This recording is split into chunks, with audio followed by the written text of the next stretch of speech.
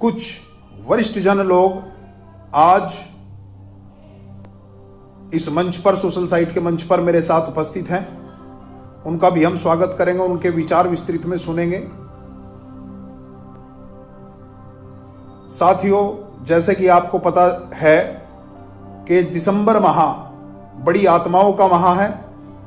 कल ही 23 दिसंबर में किसान दिवस था। पूर्व प्रधानमंत्री स्वर्गीय चौधरी चरण सिंह की जयंती थी। कल उनकी जयंती थी। कल 25 तारीख में प्रभु ईसा मसीह इस धरती पर आए, लोगों को बड़ा संदेश देके गए, दुनिया को संभलने का एक रोल मॉडल देके गए, किस तरह हमें काम करना है, किस तरह हमें जीना है, किस तरह की हमें अपनी जीवन शैली करनी है। इससे बड़ा दिन और कुछ नहीं हो सकता। कल एक ही बड़ी पुण्य आत्मा महामना पंडित मोहन मालवीय जी की जयंती है। वो भी एक बड़ी आत्मा रही है, बड़े कार्य उन्होंने किए हैं। कल ही के दिन पूर्व प्रधानमंत्री स्वर्गीय अटल बिहारी वाजपेयी जी की जयंती है, उनका जन्म हुआ था। बड़े काम उन्होंने ग्रामीण क्षेत्रों के लिए किए। ग्रामीण क्षेत्रों में अगर सड़क बनाने का कोई श्रेय जाता है तो स्वर्गीय पूर्व प्रधानमंत्री अटल बिहारी वाजपेयी जी को जाता है। साथियों, सभी का स्वागत है, सभी का आभार है, सभी का धन्यवाद है। तो साथियों, आदाब है, नमस्कार है और राम राम है। साथियों, जैसे कि आप मेरी बातों से समझ रहे होंगे कि अचानक आने का मोटिव क्या है। साथियों, जैसे कि मैंने कुछ अपने पूर्व स्वर्गीय कुछ नेताओं के बारे में आपको बताया, मैंने आपसे जिक्र किया भी कि 23 दिसंबर कल 118वीं जयंती थी चौधरी साहब की, जो किसान दिवस के रूप में मनाई जाती है, जो किसान मसीहा कहलाए जाते हैं, जिन्होंने जमींदारों को, बिगर जमीन वालों को, जो उस पर मजदूरी करते थे, खेती करते थे, उन्हें उन्हीं का मालिकाना हक दिलवाने का काम किया। गरीबों को, शोषितों को उनका हक दिलवाने का काम करा। दूसरी तरफ जिनकी जयंती के पूर्व संध्या पर हम ये लाइव कर रहे हैं, पंडित मदन मोहन मालवीय जी, उनके और इनके विचारों में भी अगर मैं उस वक्त के नेताओं की बात करूं, आजादी के टाइम से 1980 तक के नेताओं की, तो विचार तो मतभेद हो सकते हैं, लेकिन मोटिव अलग नहीं थे, इरादे राजनीति के अलग नहीं थे। मैं बात करता हूं महामना पंडित मदन मोहन मालवीय, जिन्हें महामना की उपाधि सिर्फ उनसे पहले ना किसी को मिली, ना उनके बाद मिली। उन्होंने भी एक चोरी चोरा कांड हुआ था उस वक्त, आजादी से पहले ब्रिटिश हुक्मरानों के सामने किसानों ने किया था। किसानों को दबाने का, कुचलने का काम होता था, उभाई ली जाती थी, उन्हें पीड़ित किया जाता था। किसानों ने क्रोधित होकर उस चोरी चोरा कांड में थाने को आग लगा दी थी। सैकड़ों पुलिस वालों को जला दिया गया था, पूरे थाने को बर्बाद कर दिया गया था। और उन जो उस मामले में उस वक्त ब्रिटिश हुक्मरान ने अभियुक्त जो पकड़े थे, किसान और क्रांतिकारी, 173 लोगों को फांसी की सजा हुई थी। उसमें से 152 को फांसी से बचाने का श्रेय मदन मोहन मालवीय जी को जाता है। साथियों, मैं वर्तमान में परिप्रेक्ष्य की बात करता हूं।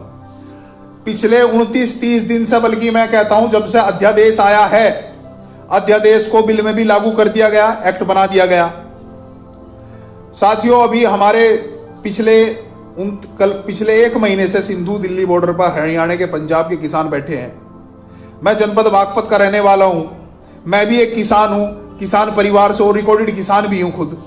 हमारे जिले में भी, मेरठ में, सहारनपुर में, यहाँ आसपास, दिल्ली के आसपास अनेक किसान संगठनों ने, हमारे पड़ोसी ने और हमारे लोगों ने, किसानों ने धरना प्रदर्शन कर रखा है। साथियों, मैं एक बात कहना चाहता हूं कि कोई भी सरकार किसानों की सुनने वाली है या नहीं है। किसानों का जो दर्द है उसको सरकारें ना पहले समझ रही थी, ना आज समझ रही है। सिर्फ अपनी हठधर्मिता ही कर रही हैं। अगर ये बिल इतने अच्छे हैं तो किसान बिल्कुल भी आंदोलन ना करता। और रही इन तीनों एक्टों की आवश्यकता, अधिनियम की, चाहे और दोनों एक्टों की, इस पर जो साधारण किसान है, क्या उन साधारण किसानों को सरकार ने जिस वक्त अध्यादेश लाए उस वक्त समझाने का प्रयास करा था? या जिस वक्त इनको एक्ट में तब्दील कर दिया गया ना, उस वक्त समझाने का प्रयास करा गया? जो बात सरकारें कह रही है कि हमें इन किसानों को विपक्ष बरगला रहा है, नहीं। वो सीनियर किसान बैठे हैं, कोई 20 साल का 17 साल का 17 साल का 18 साल का लड़का नौजवान किसान नहीं बैठा। 70 साल के बुजुर्ग किसान को कोई बरगला नहीं सकता। ये गलत मिथ्या की बातें हैं। आप सबसे पहले सरकार का दायित्व यह है कि किसानों को, मुझे, हमें संतुष्ट करे कि ये आपके लिए है। और अगर ये हमारे लिए होते तो इतने दिन से किसान आंदोलन पे नहीं रहते। और पिछले 6 महीने से देश में अलग अलग जगह, जब तक ये एक्ट भी नहीं बने थे, इन अध्यादेशों के खिलाफ भी खूब खिलाफत हो रही थी। दूसरी बात, जो सरकारें कहती है हमने सहमति का मामला कराया, इसमें कि अपनी सहमति से कोई दे सकता है?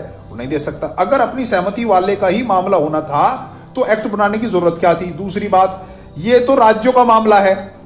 महाराष्ट्र में 15-16 साल पहले हुआ है। इसमें केंद्र तो राज्यों की पावर में इंटरफेयर कर रहा है। आपको एक्ट बनाने की आवश्यकता कहाँ थी? कॉन्ट्रैक्ट खेती तो पहले से भी हो रही है। हमारे यहाँ जो मेहनती कौमें होती हैं, जो अच्छी फूलों की खेती करते हैं, या कोई लोग जो किसान बाहर रहते हैं लेकिन जमीन उनके गांव में है, तो वो अपनी खेती ठेके पे देते हैं। तो इसमें गवर्नमेंट को बीच में आने की आवश्यकता कहाँ थी? तो इसमें एक्ट बनाने की कौन सी जरूरत थी इनको? हम लोग तो कॉन्ट्रैक्ट पहले से ही कर रहे थे अपने पड़ोसियों से, अपने कुनबे वालों से, अपने और लोगों के साथ। सिर्फ समस्याएं सरकार को कहां आ रही है? सरकारों को समस्याएं वहां आ रही हैं जो हमको किसान क्रेडिट दिया जाता है। हमको जो प्राकृतिक आपदाएं होती हैं उस वक्त कुछ सब्सिडी मिल जाती है। जैसे कि अभी कल का नया फार्मूला निकला कि आज माननीय प्रधानमंत्री जी 18,000 करोड़ रुपए किसानों के खाते में डाल रहे हैं। इसे डालकर हमें राजी कर रहे हैं क्या? आपका मोटिव यह है कि आप इन चीजों को बंद करने वाले हैं। फ्यूचर में आप सारी चीज लीगल कर देंगे। आप कॉन्ट्रैक्ट खेती को सब एग्रीमेंट पर, लीज पर कर देंगे। हमें किसान क्रेडिट मिलने का नहीं कभी। हमारी 10 बीघे 20 बीघा वैसे ही छोटे से किसान हैं। हम जो उस पे 1 लाख 2 लाख रुपए अपने ब्याह शादियों में बालकों के पढ़ाई लिखाई के लिए ले देते, आप लोगों ने उसकी भी टाल करवा दी। आप लोग जो हमें अनुदान मिल जाएगा, तो कहीं बारिश बत्ती होगी, कहीं सूखा पड़ेगा या कहीं कोई प्राकृतिक आपदा हो जाती है, वो 5, 6, 10 हजार किसानों का आ जाता और वो किसान राज्य हो जाता। आपने उस चीजों की भी टाल कर दी। टाल क्यों हो रही है? ये आपको किसानों को भगाने की आवश्यकता नहीं है। किसान समझदार है, किसान पढ़ा लिखा है। अब वो पहले वाला किसान नहीं है। अपना अधिकार को किसान जानता है और किसान एक्ट क्या बन रहे हो किसान को ये भी पता है। दूसरी बात मैं आपको बता दूं, ये क्या हो रहा है कि आपने जो ये कानून बनाए हैं, अब चाहे कोई फर्म बनाए, चाहे कोई कंपनी हमारे बड़ौद बागपत में से बना ले, किसी ने ले ली 1000 बीघे जमीन, वो तो रिकॉर्ड पर आ गई, ऑनलाइन होगी कि हम के दीपक शर्मा ने अपनी 14 बीघे 15 बीघे जमीन दे दी। अब लोग तो मैं प्राइवेट तरीके से दूं था, गुपचुप तरीके से दूं था, तो मैं किसान भी था। मेरा खतौनी में तो नाम चढ़ा रहेगा, पर मेरा कॉन्ट्रैक्ट हो जाएगा उस पर कि मैं गन्ने पे किसान क्रेडिट नहीं ले सकता, मैं गेहूं की फसल पे किसान क्रेडिट नहीं ले सकता, मुझे अनुदान नहीं मिल सकता। जब आप हमें व्यापारी घोषित कर रहे, अरे व्यापारी से आप कुछ चीज लेकर देखो ना, बिगर पैसों के नहीं दे सकता आपको वो। किसान के यहां से हमारे यहाँ 45 साल 50 साल कोल्लू चला। अनेक लोग जाते थे, गन्ने भी लेकर आवे थे, शक्कर और गुड़ भी नहीं लेकर आवे थे, किसी से कोई पैसा नहीं ले जाता था। लेकिन एक व्यापारी से आप लेकर देख लो कोई चीज फ्री में, वो आपको फ्री दे नहीं सकता। ये होती है व्यापारी की परिभाषा, और ये है किसान की परिभाषा कि किसान तो देश के लिए, अपने लोगों के लिए समर्पित है और समर्पित रहेगा, क्योंकि उसके खून में है, उसके ब्लड में है ये चीजें। हम व्यापारी नहीं है और आप हमें व्यापारी बना रहे हैं। तो जो हमारी जमीन है, हमारी 5 बीघे जमीन हो, हमारी 10 बीघे जमीन हो, हमारी 50 बीघे जमीन हो, जो सर्किल रेट उस प्रॉपर्टी का है, उस प्रॉपर्टी पे आप जैसे व्यापारियों को 70% 80% बैंक लोन देता है, उसी प्रकार हमें मिल जावे 70-80%। ना तो फिर हम आंदोलन करने के, ना हम सब्सिडी के लिए क्या में, ना हम किसान क्रेडिट के लिए क्या में, और सारी समस्याओं का निदान हो जाएगा। फिर हम अपने अनुसार फार्मिंग करेंगे, फूलों की फार्मिंग करेंगे, वेजिटेरियन की फार्मिंग करेंगे, और चीजों की फार्मिंग करेंगे। और अभी मेरे साथ साथियों, क्योंकि मेरे साथ काफी आज कई बड़े लोग, बड़ी शख्सियत इस मंच पर, सोशल साइट के मंच पर उपस्थित है। जो मामला चल रहा है कि इसका समाधान क्या है, जो किसान हमारे 40 संगठन सिंधु बॉर्डर पर बैठे हैं, और जो हमारे किसान अलग अलग जनपदों में बैठे हैं, उस पर विस्तृत से इन समस्याओं का समाधान क्या है, सरकार को सही सुझाव भी देंगे। मेरे साथ बड़ी शख्सियत आदरणीय डॉक्टर कृपाल सिंह, रिटायर्ड पीएमओ डायरेक्टर हैं। मैं उनसे रिक्वेस्ट करूंगा कि वे अपने विचार भी रखें और सरकार को सुझाव भी दें। डॉक्टर साहब। भाई दीपक, आज जो कुछ देश में चल रहा है वो किसी से छिपा हुआ नहीं है। आज इसको पूरी दुनिया देख रही है। सरकार क्यों जिद कर रही है और किसान क्यों जिद कर रही है। किसान इसलिए जिद कर रहे हैं क्योंकि किसानों को जो नुकसान होने जा रहा है उससे वे परिचित हैं। क्योंकि चौधरी चरण सिंह ने, उनके मसीहा थे जो, उन्होंने बहुत पहले कहा था किसानों को कि अपनी एक आंख अपनी मेंढ पर और दूसरी देश की राजनीति में यानी पार्लियामेंट में रखो। अगर तुम्हारी एक आंख पार्लियामेंट से हट गई तो तुम्हें ये राजनीतिक ये लोग जो सियासतदान हैं ये आप लोगों को खा जाएंगे। आज का जो आंदोलन है, ऐसा आंदोलन पंजाब में पहले भी हुआ। आज़ादी से पहले बहुत बड़ा आंदोलन हुआ चौधरी छोटू राम के टाइम में, जब चौधरी छोटू राम ने कहा था कि भोले किसान तू बोलना जान और दुश्मन को पहचान। उसी टाइम पे एक बहुत बड़ी रैली, बहुत बड़ा एक किसानों का बहुत बड़ा प्रोग्राम हुआ, क्या नाम, लाहौर में। तो उसमें उस समय के नेशनल कवि मोहम्मद इकबाल ने कहा था कि ना समझे तो मिट जाओगे ए हिंदुस्तान वालों, ना समझे तो मिट जाओगे ए हिंदुस्तान वालों, तुम्हारी दास्तां तक ना होगी दास्तानों में। और दूसरी शेर उन्होंने क्या कही थी, तंग आकर जब किसान मजबूर हो रहा था आत्महत्या करने के लिए, हालांकि उस टाइम पे आत्महत्या नहीं करता था किसान, उस समय दूसरी शेर उन्होंने ये कही थी, जिस खेत के दहका को मयसर न हो रोजी, जिस खेत के दहका को मयसर न हो रोजी, उस खेत के हर कोशाई गद्दम को जला दो। गद्दम कहते हैं अनाज को, कोशाई कहते हैं भूसे को, और दहका कहते हैं किसान को। तो ऐ किसानों, अगर तुम्हें इस खेत से रोजी भी तुम्हें मुयस्सर ना हो तो उसमें उसके नाज और भूस में आग लगा दो। मेरे दोस्तों, आज स्थिति बेहद खतरनाक दौर से गुजर रही है।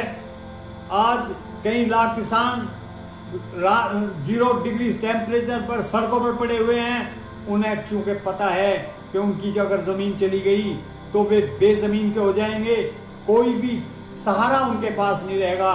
एक सरकार, झूठी सरकार जो हमेशा झूठ बोलने का काम करती है, उसके से वे वाकिफ हैं। अभी 18 तारीख को कमाल का झूठ बोलते हैं ये।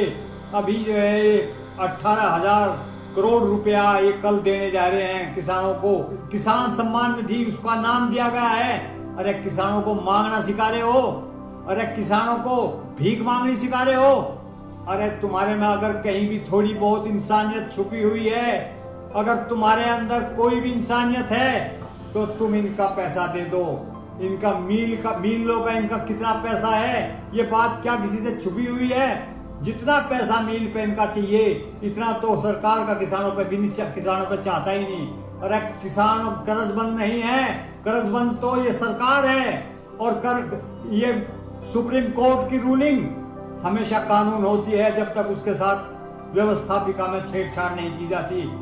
अब 1955 में देश के सुप्रीम कोर्ट ने कहा था कि 14 दिन में पेमेंट करना होगा, अगर पेमेंट नहीं करेंगे तो ब्याज देना होगा।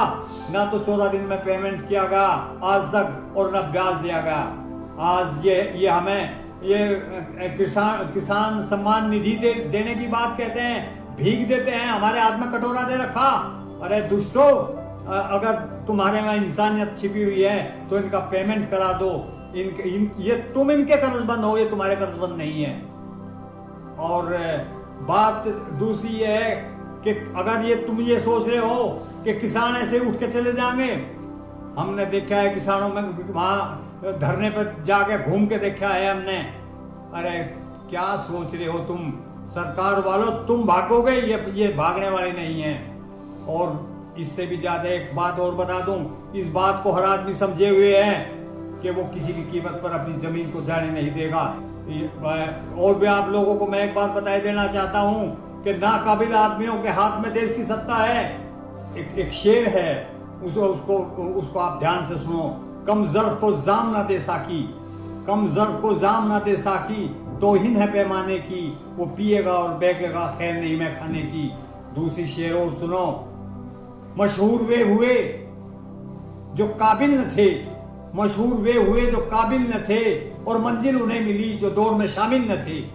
मेरे दोस्तों, और इससे भी ज्यादा है, आज उनकी तुरबत पर नहीं एक भी दिया, उनकी तुरबत पे नहीं एक भी दिया, जिनके खून से रोशन होते थे चिरागे वतन, जगमगा रहे हैं मकबरे उनके जो बेचते थे शहीदों के कफन। हमारे साथियों, अभी आपने आदरणीय डॉक्टर कृपाल सिंह जी को सुना, जो अनेक इन्होंने अपनी सेवाएं दी हैं, पीएमओ ऑफिस में डायरेक्टर पद पर रहे। बड़ी गंभीरता है इस मामले की कि हम लोग बड़े पदों पर हैं, लेकिन हम अपने गांव और अपनी धरती से जुड़े हुए हैं। सरकारें किसी की आए किसी की जाएं, अगर किसानों के खिलाफ, मध्यम वर्ग के लोगों के खिलाफ गलत कार्य होंगे तो हम उनकी खिलाफत निश्चय करेंगे। मेरे साथ दूसरी शख्सियत है, श्रीमान तोमर साहब हैं, रिटायर्ड प्रिंसिपल हैं। अब मैं उनसे आपको रूबरू कराता हूं, वो अपने विचार रखेंगे और इस समस्याओं के समाधान के बारे में विचार रखेंगे जो हमारी ज्वलंत मुद्दे हैं। आदरणीय सर, आज जो सरकार जो है 3 काले कानून लेकर के आई है, ये किसानों के लिए डेथ वारंट है। जैसे 41st टाइम मैं आपको बता रहा हूँ, ये कह रहे हैं कि हम कॉन्ट्रैक्ट फार्मिंग करेंगे। कॉन्ट्रैक्ट फार्मिंग तो हम एट प्रेजेंट कर रहे हैं। मिल गन्ना बलकपुर जो है क्या करता है, हमसे 88 गन्ना बुलवाया, इसके बाद उसके कहना चीनी की रिकवरी कम है, आप इसमें 38 बोइए, हमने 38 बोया।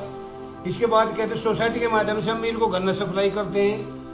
गन्ना एक्ट में है 14 दिन के बाद आपका पेमेंट होगा, अगर मिल पेमेंट नहीं करता तो आपको 7% ब्याज मिलेगा। अब हमको 14 महीने हो गए, 5 लाख गन्ने का पेमेंट मेरा मिल की तरफ है, मुझे 2 अन्य नहीं मिले। सरकार कहती है हम किसानों को सम्मान निधि दे रहे हैं, हमें सम्मान निधि नहीं चाहिए, तो हमारा अपमान है। आप हमारा ब्याज दीजिए, हमारा तो इससे ज़्यादा ब्याज बैठ रहा है। बिजली वाले हमारा कनेक्शन काट रहे हैं, हमारा तो पैसा सरकार की तरफ है, सरकार हमारा पैसे दे तो हम बिजली के बिल भर देंगे। किसानों के साथ ये सबसे बड़ा अन्याय है। हरियाणा में किसानों के ऊपर बिजली है 20 हॉर्स पावर है, 20 रुपये पावर, यहाँ 195 रुपये हॉर्स पावर है। उसी ग्रिड से हरियाणा खरीदता है, उसी ग्रिड से यूपी खरीदते है, उसे पंजाब खरीदता है। पंजाब में नाम मात्रा की बिजली है। अब दूसरा एक बता रहे हैं कि जो ये आवश्यक वस्तु अधिनियम इन्होंने लागू किया, उसकी सीमाएं समाप्त कर दी। पूंजीपति क्या करेगा, उसका भंडारण करेगा सीमित, और सस्ते दामों पर खरीद करके जो गरीब आदमी उसको अनाज भी नहीं मिलेगा, कहाँ से गरीब आदमी रोटी खाएगा। सम्मानित साथियों, अभी आदरणीय तोमर साहब का आपने बातें सुनी, बिल्कुल बात सही है। हमारा गन्ना सोसाइटी पे सैकड़ों करोड़ रुपए, हमारा बागपत जनपद का ये जो हमारी मलकपुर शुगर मिल मोदी व्यापारी की है, इस पर हमारा सैकड़ों करोड़ रुपए हमेशा बकाया रहता है। पिछले साल का देखो तो इस साल का रोक लेगा, और एक्ट कानून नियम अदालतें ये कहती है कि अगर रोके तो उसका ब्याज दिया जाएगा। पहले कभी 10 साल 12 साल पहले कभी ब्याज दिया होगा, पिछले 10-12 सालों से तो ब्याज भी नहीं दिया है। तो वे इत्तेफाक है, जब सरकार हम पर बिजली का बिल नहीं छोड़ती है, हमारे बच्चों के स्कूलों की फीस नहीं छोड़ती है, तो हम किस लिए फीस अपना पैसा छोड़ दें। सैकड़ों करोड़ रुपए हमारा बकाया है। साथियों, मैं ये कह रहा था कि आप इस मुद्दे को, इन विषय को खूब शेयर कीजिए, दूर दूर तक इसे मैसेज को दूर दूर तक भेजिए।